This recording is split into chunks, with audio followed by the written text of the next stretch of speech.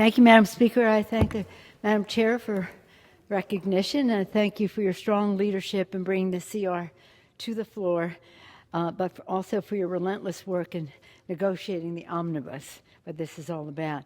Madam Speaker, I rise today in support of the continuing resolution that will keep government open, meet the needs of the American people, and honor the values of our nation. This short-term measure will ensure that we have the time we need to finalize negotiations on a strong, bipartisan omnibus to fund the government through the end of the year.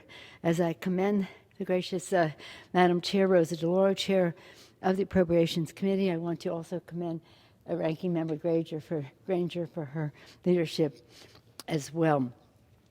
This legislation extends government funding at current levels through March 11th. To be clear, this bill keeps government open while making virtually no changes to existing funding policy. The CR does, however, include urgently needed emergency funding to help clean up contaminated drinking water in Hawaii leaking from Red Hill bulk fuel storage facility. In doing so, we deliver a crucial down payment to help the Navy meet immediate needs and keeps families safe. But in order to advance our priorities for our country, Madam Speaker, and our communities in the long term, Congress must enact an omnibus funding package. For families, a new full-year spending package means strengthening public schools, protecting clean air and clean water, improving public health, and ensuring food and consumer safety. For workers, it means creating new jobs and supporting small businesses.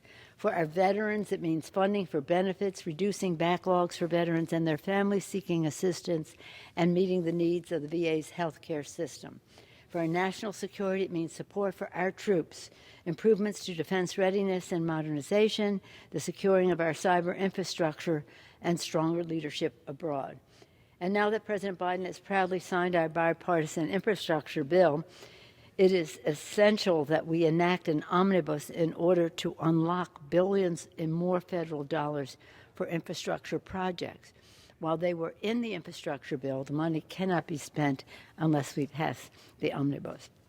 So it will help us rebuild our nation while reinvigorating our middle class, creating millions of good-paying jobs, improving roads and bridges, ports and airports, water systems, broadband, special rural broadband, and more. As the preamble to our Constitution states, it is our duty as lawmakers to establish justice, ensure domestic tranquility, provide for the common defense, promote the general welfare, and secure the blessings of liberty for ourselves and our posterity.